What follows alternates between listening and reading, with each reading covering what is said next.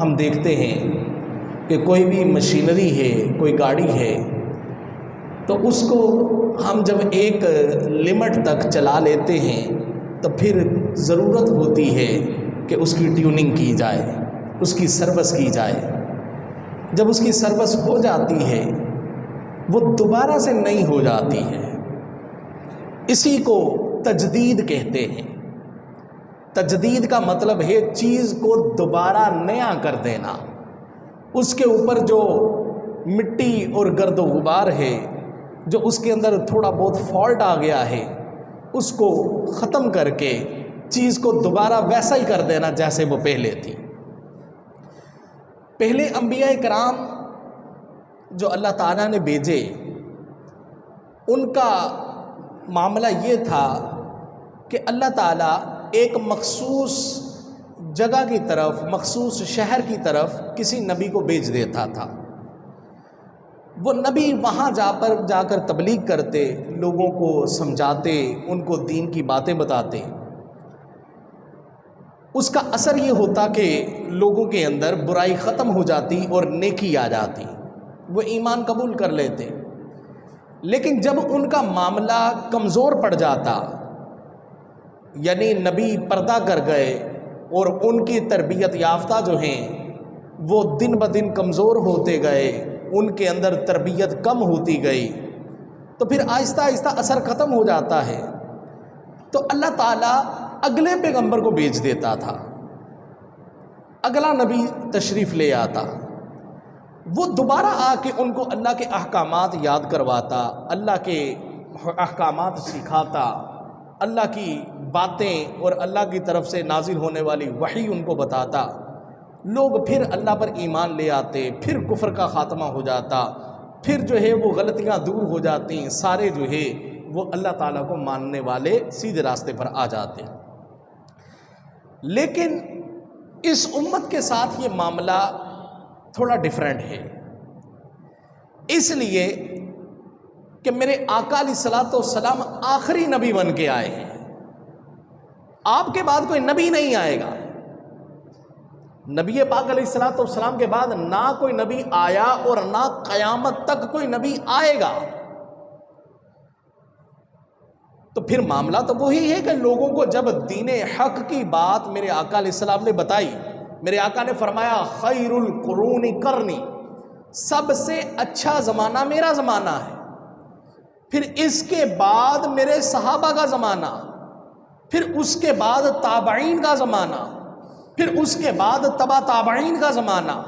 فرمایا جو زمانہ مجھ سے جتنا دور ہوتا جائے گا ان کے اندر عمل کی کمی اتنی زیادہ ہوتی جائے گی، ان کے اعمال کم ہوتے جائیں گے۔ ہم دیکھتے ہیں کہ ہمارے زمانے کے اندر، ہمارے معاشرے کے اندر جو چیزیں پائی جا رہی ہیں یہ ہم سے پہلے زمانے کے اندر نہیں تھی۔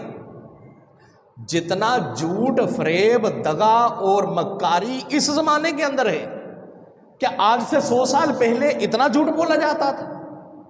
کیا اتنے دھوکے دیے جاتے تھے؟ کیا اتنی ملاوٹیں کی جاتی تھی؟ جب ہم اپنے بزرگوں سے، اپنے بڑے لوگوں سے پوچھتے ہیں تو وہ بتاتے ہیں کہ بیٹا پہلا زمانہ بہت اچھا ہوتا تھا، کوئی کسی کو دھوکہ نہیں دیتا تھا، کوئی جھوٹ نہیں بولتا تھا۔ اس کا مطلب ہے کہ 100 سال پہلے زمانہ اچھا تھا تو 200 سال پہلے تو اس سے بھی زیادہ اچھا تھا، 300 سال پہلے تو اس سے بھی زیادہ اچھا تھا، اور 1400-1500 سال پہلے جب میرے آقا تشریف فرما تھے وہ زمانہ تو سب سے اچھا زمانہ تھا۔ اب جب میرے آقا علیہ الصلوۃ والسلام کو کم و بیش 1500 سال ہو گئے دنیا سے پردہ کیے ہوئے، تو زمانے کے اندر خرابیاں آتی گئیں، کمزوریاں آتی گئیں، لوگوں کے اندر دین پر عمل کرنے کا جذبہ کم ہوتا گیا۔ تو میرے آقا علیہ الصلوۃ والسلام نے فرمایا میرے بعد کوئی نبی تو نہیں آئے گا جو لوگوں کو سیدھے راستے پر لے کر چلے، جو لوگوں کی کمیاں کوتاہیاں دور کرے، جو لوگوں کے اندر پائے جانے والی لغزشیں جو ہیں ان کو درست کرے۔ پھر ہوگا کیا؟ فرمایا میرے بعد اللہ تبارک و تعالی ہر ایک 100 سال کے بعد ایک ایسا بندہ پیدا فرمائے گا کہ جو بندہ میرے دین کو دوبارہ نئے سرے سے نیا کر دے گا، وہ لوگوں کے اندر ایک نئی روح پھونک دے گا، لوگوں کو دوبارہ لے کر ایک سیدھے راستے پر آ جائے گا۔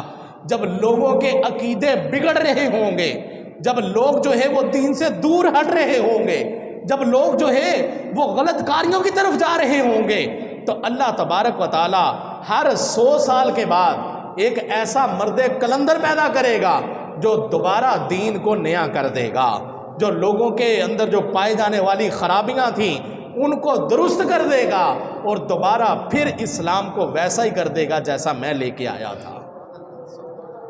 اور فرمایا کہ جو چھوٹے لیول کا کام ہوگا، جو چھوٹے لیول کا کام ہوگا وہ کیسے ہوگا؟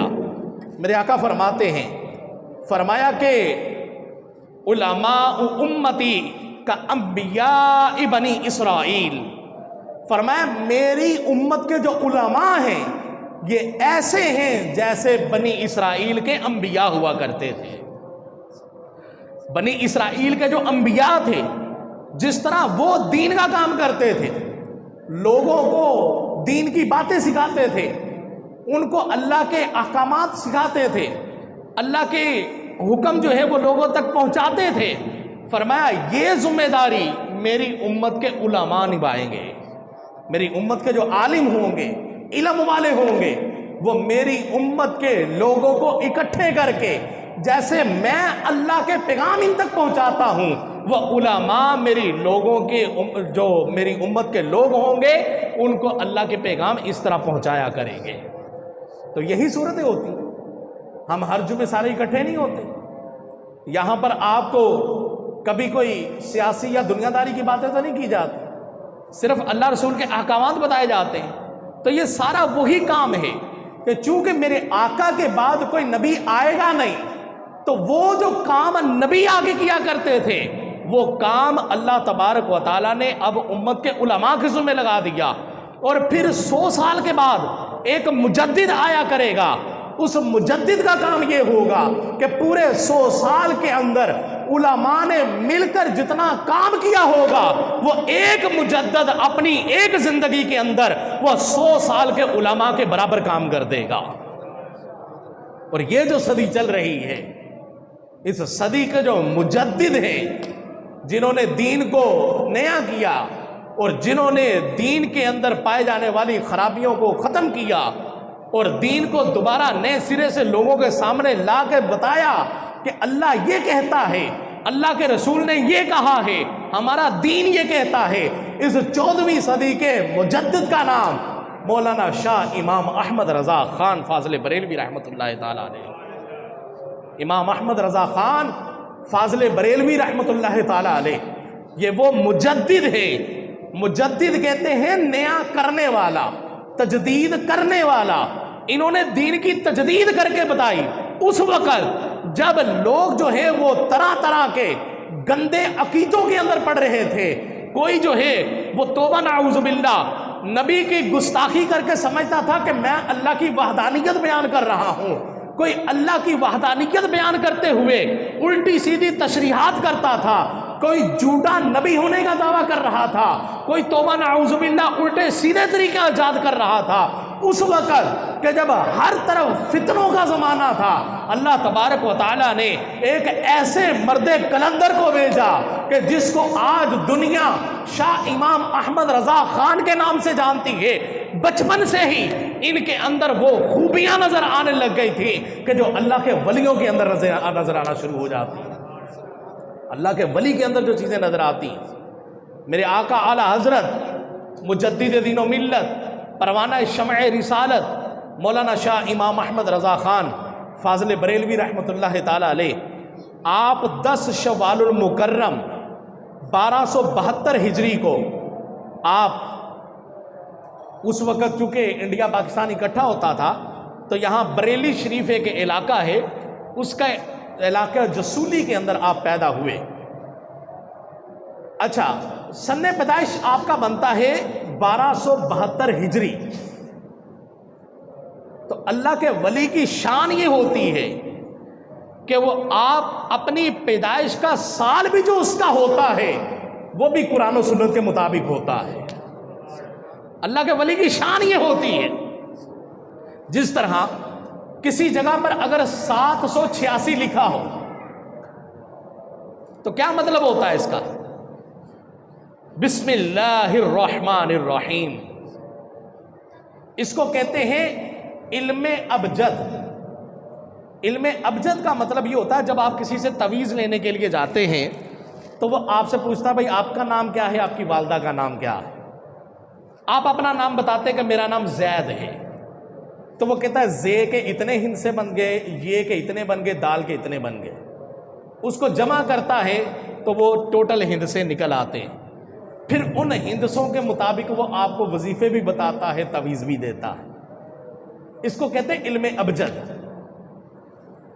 تو 786 جہاں لکھا ہوتا ہے ہمارا بچہ جانتا ہے کہ اس کا معنی ہے بسم اللہ الرحمن الرحیم.